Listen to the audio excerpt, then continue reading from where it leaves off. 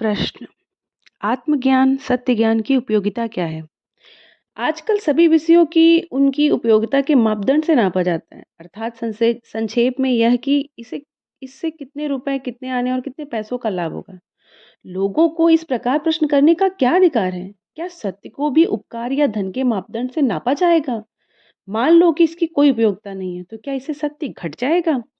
उपयोगिता सत्य की कसौटी नहीं है। जो भी हो, इस ज्ञान में बड़ा उपकार तथा प्रयोजन भी है। हम देखते हैं सब लोग सुख की खोज करते हैं, पर अधिकतर लोग नश्वर मिथ्या वस्तुओं में इसको ढूंढते फिरते हैं। इंद्रियों में कभी किसी को सुख नहीं मिलता, सुख तो केवल आत्मा में मिलता है। अतएव आत्मा में इस सुख की प्राप्ति ही मनुष्य का सबसे बड़ा प्रयोजन है।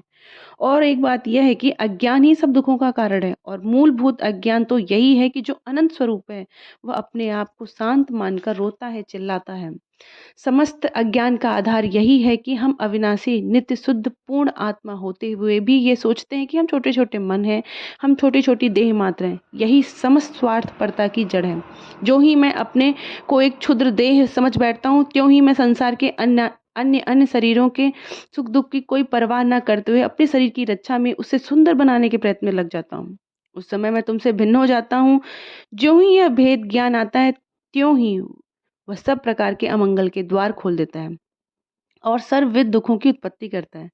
अतः पूर्वोक्त ज्ञान की प्राप्ति से लाभ यह होगा कि यदि वर्तमान मानव जात का एक बिल्कुल छोटा सा अंश भी इस क्षुद्र, संकीर्ण और स्वार्थी भाव का त्याग कर सके, तो कल ही यह संसार स्वर्ग में परिणत हो जाएगा। पर नाना प्रकार की यंत्र तथा बाह्य जगत संबंधी भौतिक ज्ञान की उन्नति से यह कभी संभव नहीं हो सकता। जिस प्रकार अग्नि में घी डालने से अग्निशिखा और भी वर्धित होती है, उसी प्रकार इन सब वस्तुओं से दुखों की वृद्धि होती है। आत्मा के ज्ञान के बिना जो कुछ भौतिक ज्ञान अर्जित किया जाता है, वह सब आग में घी डालने के समान है।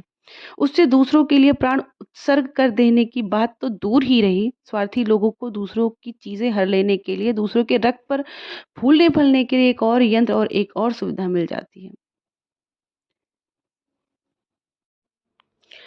प्रश्न। आत्मज्ञान, सत्य ज्ञान की उपयोगिता क्या है?